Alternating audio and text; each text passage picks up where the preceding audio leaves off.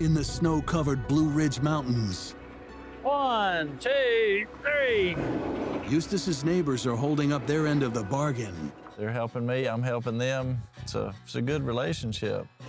Which means his sawmill is churning out timber for the first time in months. Nice to have some help.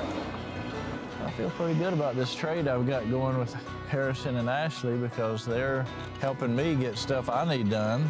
And I'm helping them do stuff that I know how to do, so a win-win is where it's at. Woo! I love seeing all that lumber stack up. I'm glad we could help. Teamwork helping team, you know? But the day's work is just getting started because the young homesteaders have a problem up at their cabin that they'll need Eustace's skills to solve. We have to carry up all of the water that we use. Dishes we wash, like all the water we drink. Most folks in the city, they're accustomed to just turning a tap on and water comes out. But this little cabin that Harrison and Ashley are living in doesn't have any real plumbing like a modern house would. It's about a quarter mile uphill.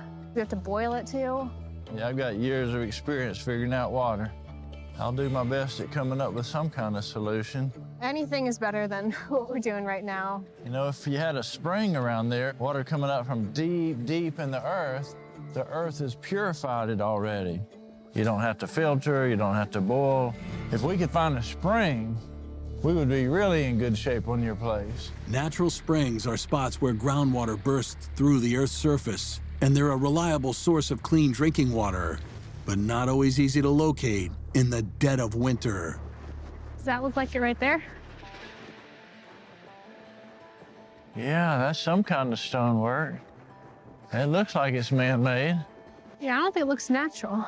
Well, I believe that's the base of a chimney, like for a log house, you know, and all the wood is rotted away many years ago. There's a good chance you could find a real water source.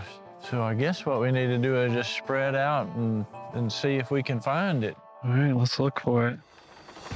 I knew there was gonna be hardships coming into this. I mean, getting a shelter, fire, hopefully water, getting the basic things of life that you don't even really think about. I think I see something over here. Check this out. Oh yeah, it's coming out from under that rock right there. Oh, yeah. You see it just flowing out? Yeah. That's the source.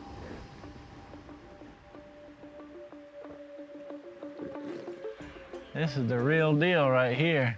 So I think the biggest question is how are we gonna get it all the way up there? How are we gonna get it up there? So now we found a good spring, but we still have the problem of getting the water up to the cabin. The distance is an issue, but so is the 30-degree incline. It'll take some engineering to create enough pressure to push a steady stream of water up the hill.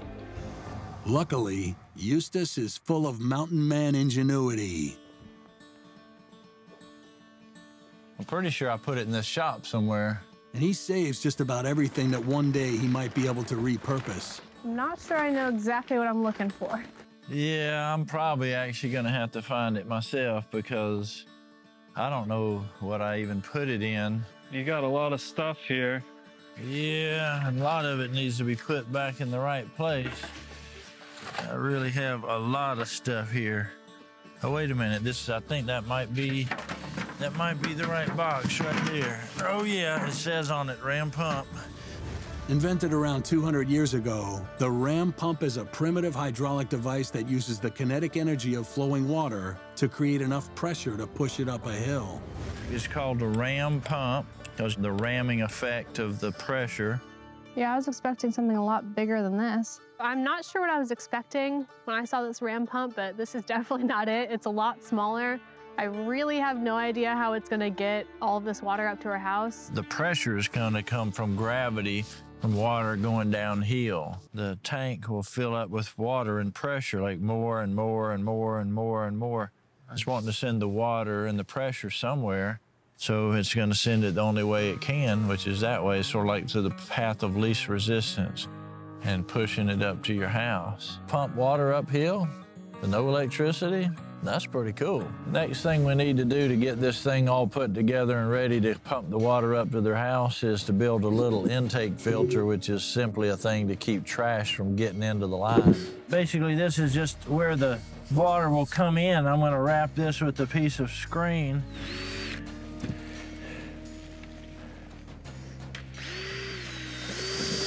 It's pretty secure. Right on.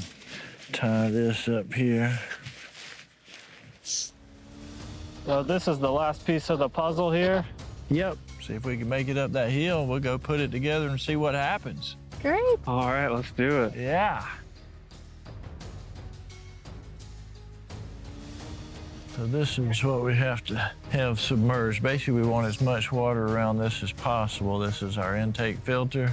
That screen will keep leaves and stuff from getting in the holes. We need to put this down in a puddle, and that puddle's not deep enough right now, so we need to dig it out. The key to maintaining enough pressure to push the water up the 30-degree hill is to keep a constant flow through the intake filter. And so now we just need to bury this filter down in the puddle. We could take these rocks to build a bit of a dam right here. You guys got that looking great. And we've got a full flow here. You see how much water's coming out? Oh, yeah. You can't get any better than that. Once we have the intake filter in place, we're just gonna lay the pipe all the way down to the correct amount of drop to get down to the pump. The pump uses gravity to build pressure that pushes the water uphill. I'm guessing that the cabin is about 80 feet up, so that means we need about 12 feet of drop. How close are we? Only a couple feet. A couple feet further we need to go? Yeah. Hopefully my calculations will work out, but I'm just kind of looking up and guessing how high a tree is and guessing that the top of the tree is about the elevation of the cabin. A good run of pipe there, I think that's all we need. Try it out and see if it works. The way we're gonna install the pump is just hook it to the pipe coming down the hill and have it sitting on the ground basically with some rocks to hold it steady.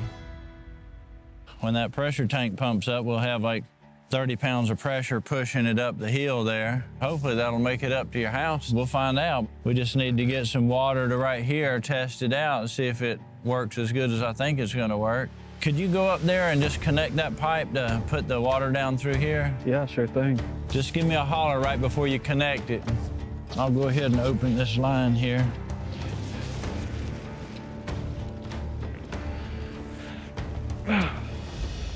All right, it's connected. All right, let's just see what we got.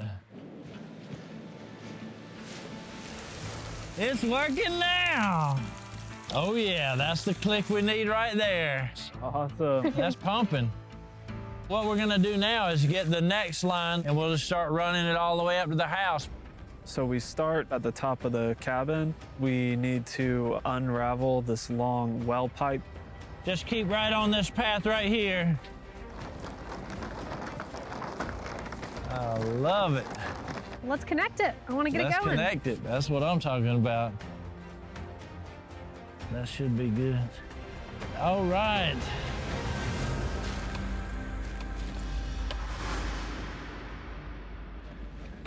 I really hope it comes out. No, me too. Should be any second. Can you feel it? Oh, there it goes. We got water. Oh my, wow.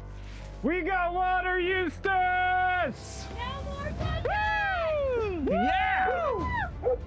I'm so thankful that this actually worked. I'm super grateful for Eustace and all of his help, and it'll definitely change everything for us out here. Keep it running. It'll freeze up. I mean, in 20 minutes this cold, maybe even in 10 minutes. If you keep it running, it won't freeze. You don't have to know how to do it. You just have to be willing. And these guys are willing, and that makes all the difference in the world. I love it.